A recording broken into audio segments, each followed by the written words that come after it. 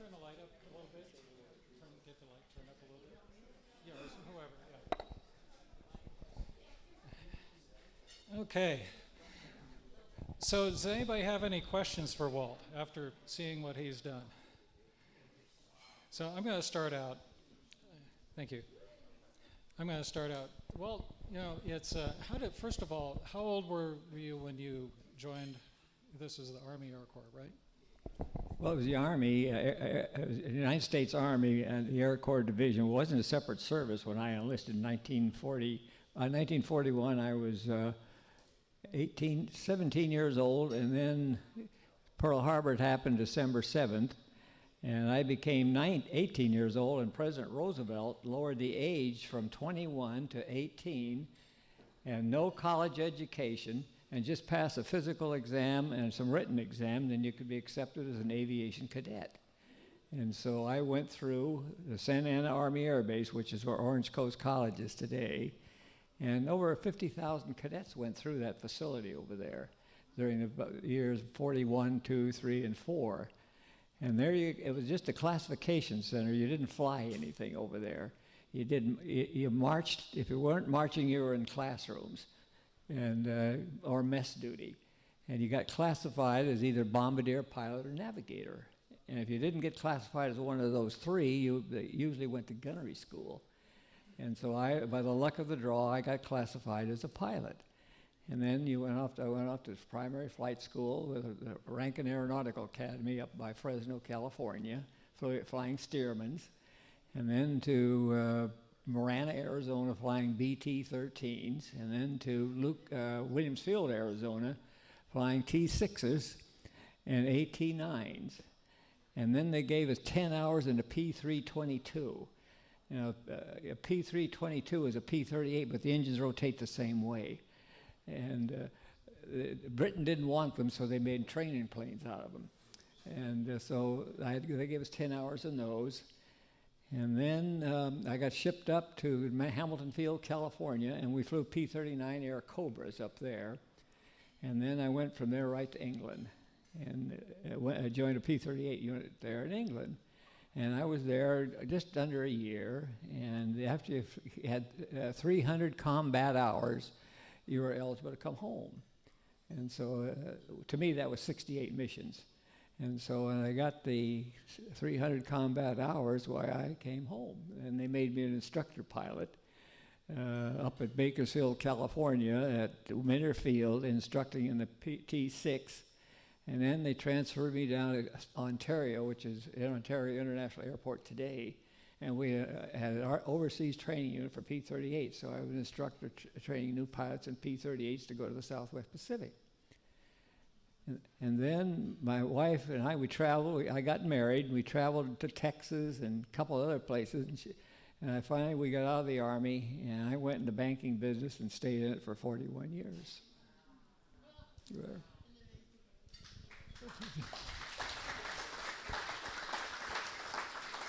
There was a time you almost became a pilot instead of going in the banking business. Tell me about that. Well, I went over and applied at Western Airlines to a friend of mine had an acquaintance over there, the chief pilot for Western, and so I went over to talk with him, and he says, Walt, we start you out in the right-hand seat, and that pays you $225 a month, and he says in 5 to 6 years you can move over to the left-hand seat. Now this is a DC-3. That was the passenger liner in those days, and you can get up maybe from $225 to $250 a month. You can get up almost to $400 to $425 a month. And so I said, well, and a friend of mine was in the savings and loan business actually, and he said, Walt, I'll start you at $250 a month. So I stayed in that business for 41 years. There. All right. So you retired. You were the chairman of which savings?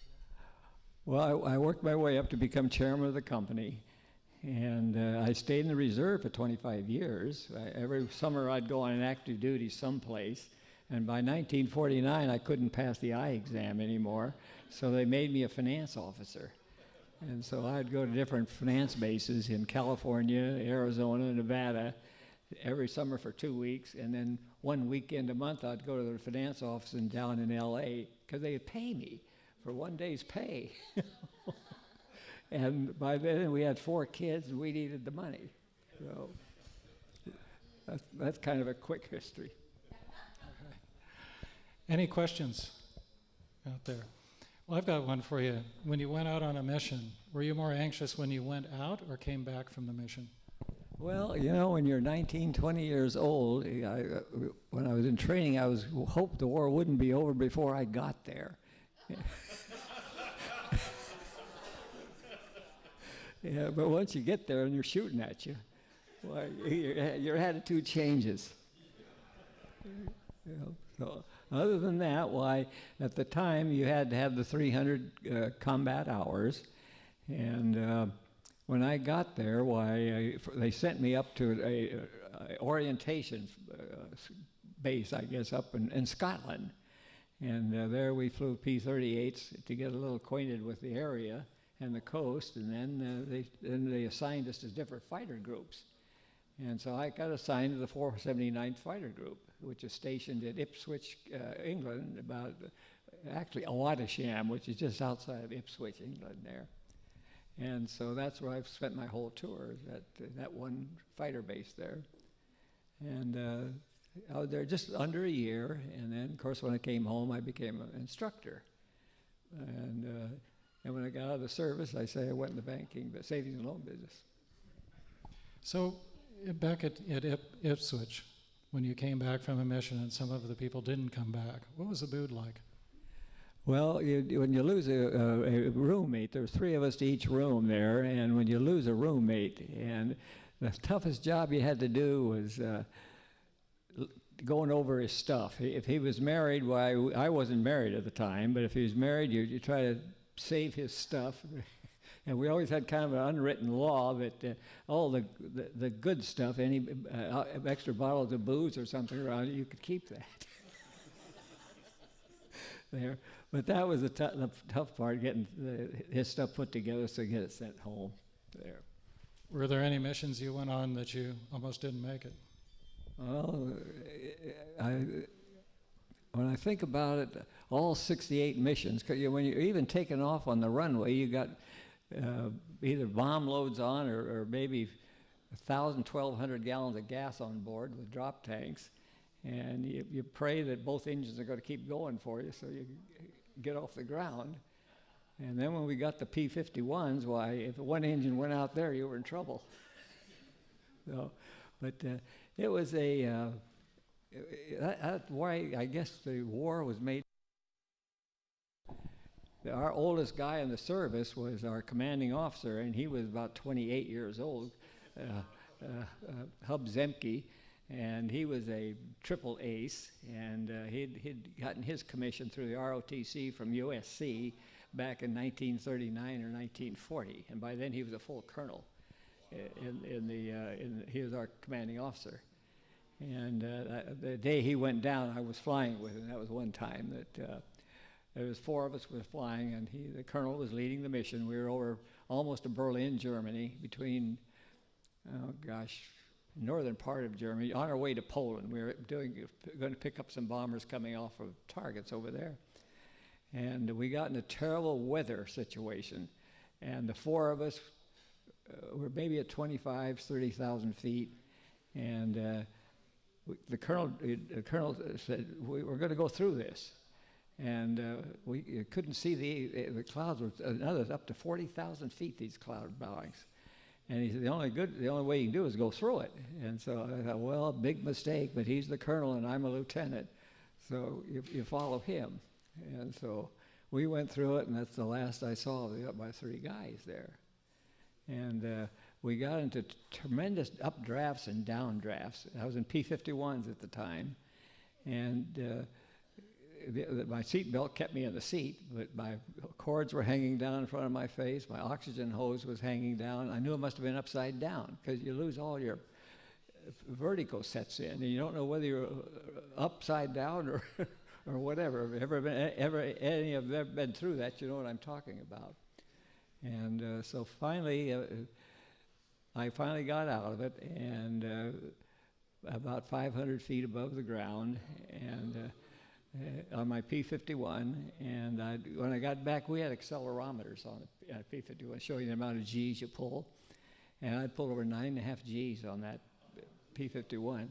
And the only thing that saved my life was my G-suit. The G-suits, they have the bladders in the legs, have bladders in the legs and bladders across here. When you pull the G's, these bladders fill up and keeps the blood from leaving your brain. And so that was a case where G-suits actually saved a life there. And so I got back to England, and that was almost the end of my tour. And I maybe had 2 or 3 or 4 missions to fly. And then we were over the Zuider Zee, and I thought, boy, this is going to be a milk run. And we ran into German jets, and I didn't know what a jet was, you know. And the Germans had built over 1,500 of these things, these 162s there. They were way ahead of us in combat jets. We had some P-59s, but I don't think they ever saw combat, the P-59s. And the Brits had the Comets, and some of the Comets saw some action.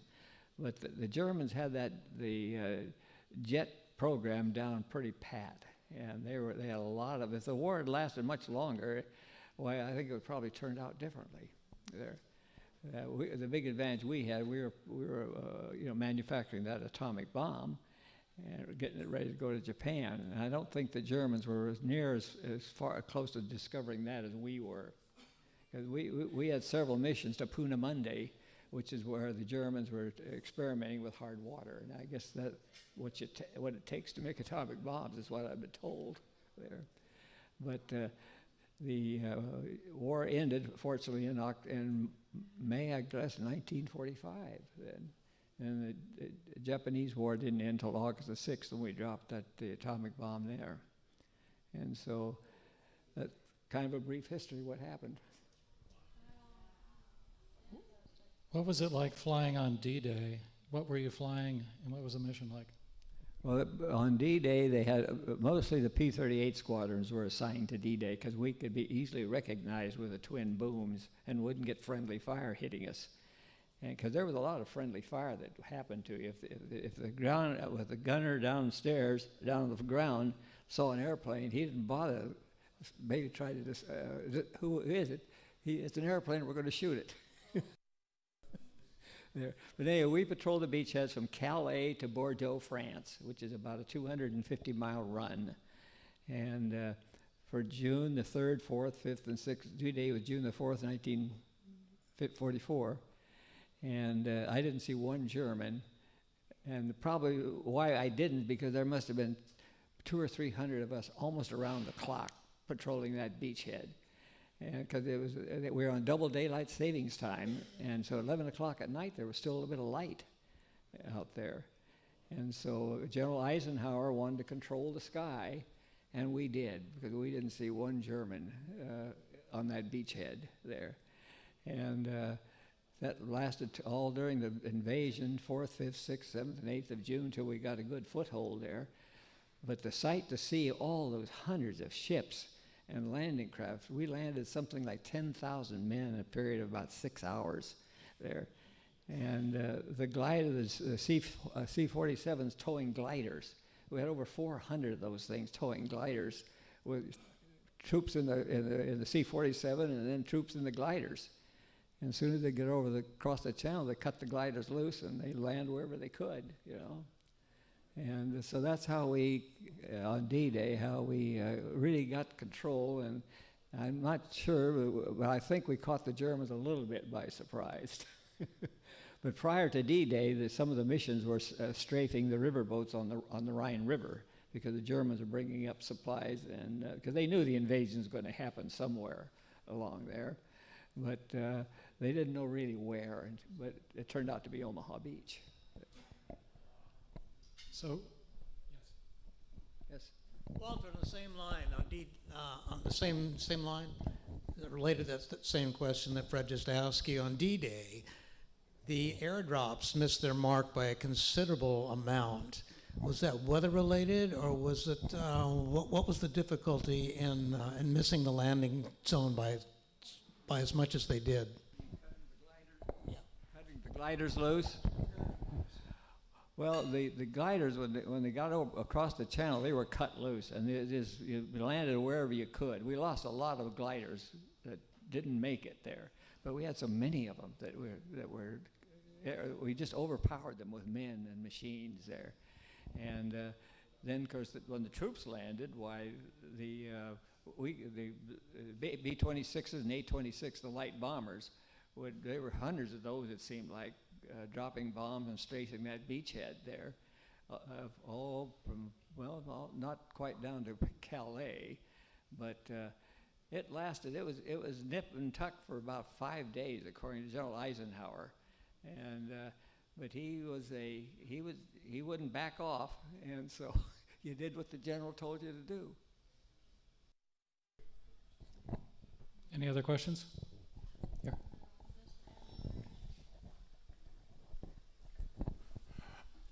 Were you pretty excited when you heard the news that you were going to transition out of 38s to 51s?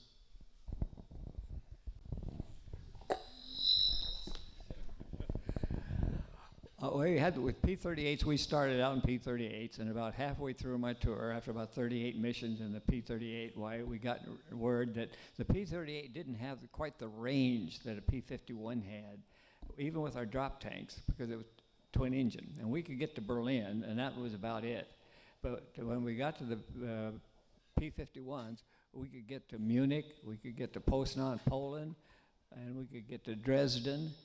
Because that P-50N, we could be in it almost 10 to 12 hours to follow the B-17s, because they would fly 12 to 14 hours on a mission, and so we could stay with them for at least 10 hours in a P-51. And you soon learn not to drink a lot of liquid the night before.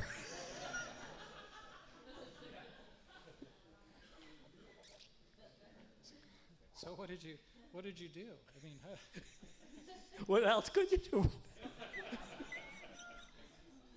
But it's 60, 65 degrees below zero up there. It's freezing there, so whatever went out froze. And the P-38, the engines were not here, of course, and by the time the heat got to us, it was cold. But the P-51, the engine was right here, and so you could get the heat right away there. But if you touch your bare hand against that aluminum at that temperature, you'd probably lose your hand there. It freezes immediately, quick freeze there. So, and I can imagine those bomber pilots, the B-17s and B-24s, they'd be at 30,000 feet. Air temperature is about the same, but they had electric suits that they wore. And so, well, that's the only thing they could wear that could still give some flexibility and move around the ship and not have a lot of heavy clothing on there.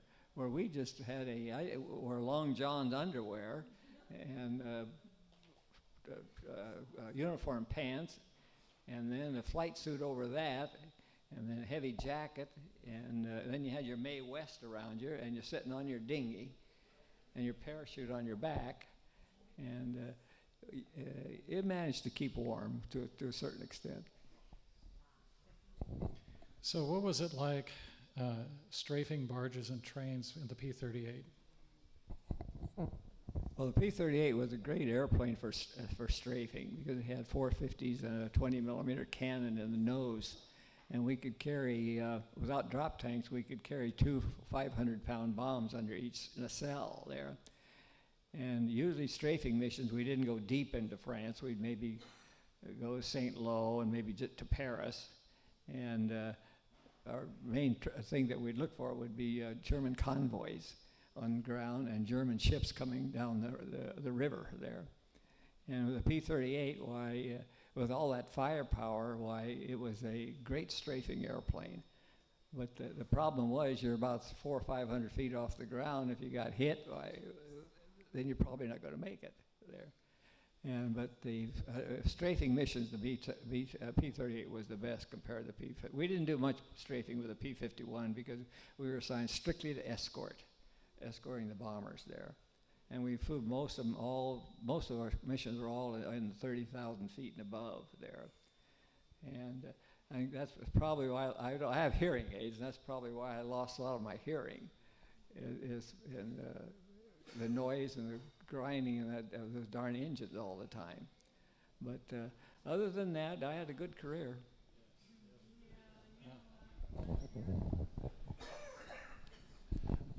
First, thank you very much for your service. We have what we have right now because of your sacrifices.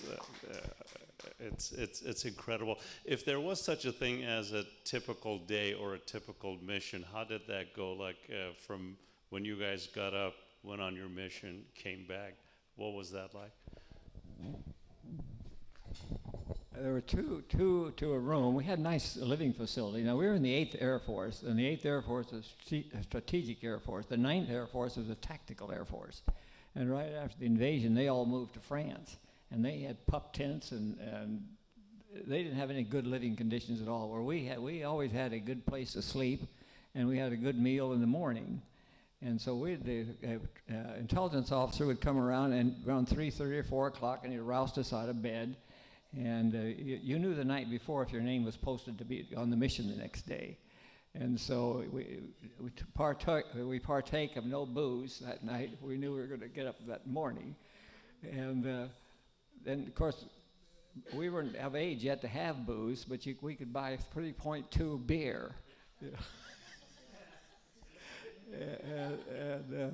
But anyway, sometimes you weren't on the list, but then sometimes a pilot or two turned up, the flight surgeon wouldn't let them go, so they'd come and get you. And if you'd been drinking that night before, well, you're in trouble, you know. And so we learned that, but breathing pure oxygen sobers you up in a hurry. But anyway, we get up and we go to briefing, and the briefing would be a room with the pilots of our squadron, and the CO would stand up there, and there'd be a big black curtain over the map. We don't know yet where we're going. And then whenever the MP is at the door and nobody else gets in, and they take the curtain down, and then we say, well, gosh, it's Berlin today, or it's Munich. It's not a milk run, because we love the milk runs there. But we'd see where we're going to go, and we'd get briefed by the intelligence officer. He would tell us where we could expect the most flak, and the weather officer, and this is the important guy, the weather guy, and like he would admit, he says, this is just a guess on my part, but this is what I think it's going to be like there. So the intelligence and the weather guy would give us all the information we could, and we had a lot of good info on where the ACAC was coming from, along the Zuider Zee in Belgium and Holland, the French coast there. And we, of course, try to avoid that if you could. And so once we got the briefing all done, they would get our parachutes on, our dinghies on, and our clothes on. The Jeep would take us out to our planes, and our crew chief would be there, and with all this stuff packed on, on the P-38 had that ladder that would drop down. He'd help you get up on the wing and get in and sit down, and then you on my sheet, I put a little sheet of paper here, start engine time, taxi time, and takeoff time. Because there's 48 of us trying to get off the ground here now, and just as quickly as you can. And we took off in pairs. And you did, if you were a leader, your wingman took off on you. He watched you. He didn't watch his instruments, he watched you. And if I took off on my leader, I'd watch him and stay as close to him as I could, because that way you get a lot of airplanes off quick. And we'd form up, and 16 of us would form up, and 4 flights of 4. And depending on where we were going, if we were going to strafing mission, that was different. But mostly it was escort mission, or we might be assigned to pick up a group of bombers coming off of a target. So we had nobody to escort out, but we were, say, picking up somebody off of Berlin. We'd fly us right to Berlin, because the group that took them in there now was out of fuel, so they come home. And so we pick them up coming off the target. And there's where you pick up the stragglers. And so sometimes these B-17s, you look down, these poor guys, his 2 engines is out, he's just barely going to make it, And we fly with him to keep any German fighters away from him. And if we can get him to the English Channel, and on the White Cliffs of Dover, we had a huge emergency landing strip there that if you could make the White Cliffs of Dover and hit this landing strip, you were home free there. And so, and the bombers, once they got over the channel, you'd see everything being thrown out, and everything but bodies. They threw out all their guns and anything to keep the weight down, you know, so they could make the White Cliffs there. So, but anyway, I was glad I wasn't a bomber pilot. Any other questions? You know what? I don't have a question.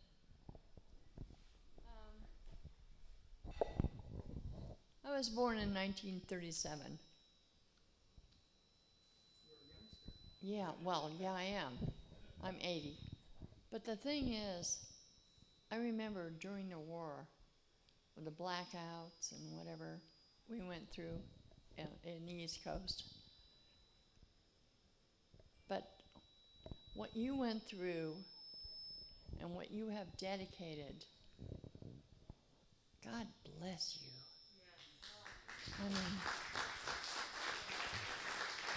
and that, you know what's most remarkable is that you remember all this. This is amazing. This is absolutely amazing.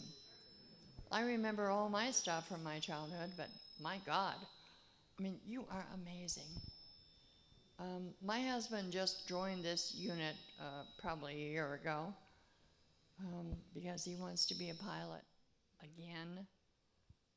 He has been a pilot in the past, but he has some hearing problems and whatever. But he wants to be part of this. And I want to be part of this too. God, when I see something like what you have gone through and that you still remember all this, oh, this is wonderful.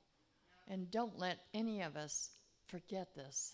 And don't let any of us think that we can't remember, because we can. Thank you.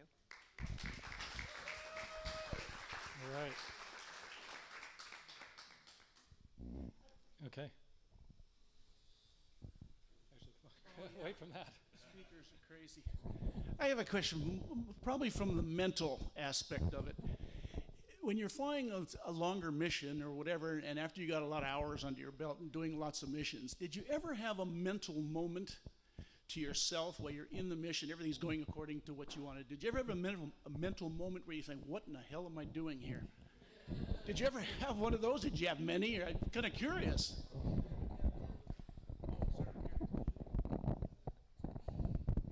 Oh, I suppose you do, but you know, when you're 19, 20 years old, you don't think of those things. And that's why I guess wars are made for young people there. So, because during the war, you know, you had to be, Roosevelt lowered the age to 18 from 21, and you couldn't be over 26 and a half, so that was the window for flight training. And if you're over 26 and a half, you weren't eligible. And the Navy, of course, would take you at 17 and a half during the war with your parents' permission there. So my two brothers, as soon as they reached 17 and a half, they went in the Navy there. And one of them wound up in Guam, and the other one wound up going around the world on an armed ship, armed guard on a merchant ship for, I think he went around the world about 4 times during his career in this merchant ship there. So, and you got to remember, during the war, there was over 16 million men and women under arms there, because we had a whole contingency of WAC, Women's Air Corps, and then the whole contingency of women's ferry pilots that did a lot of.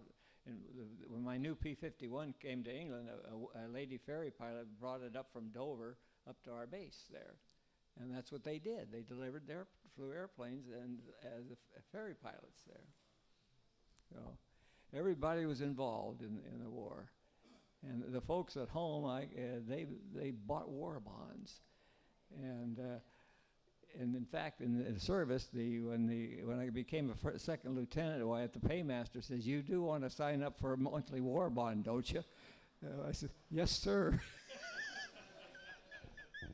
So they take $25 a month out of my check to give me a $25, $20 war bond, you know. And it was nice when I got out of the service. I had quite a few war bonds there. But on the home front was that everybody seemed to stick together. I can remember my dad would head up a drive to collect aluminum, pots and pans on the block, you know, anything metal. And trucks would come around and pick them up and melt it down, I guess, and make airplanes out of it or whatever they did with it there. So.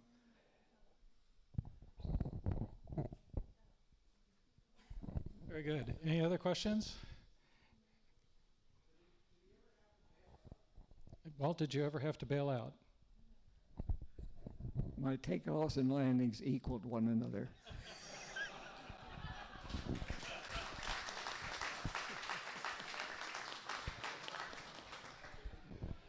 Well, on that, I think let's all give a big round of applause to Walt.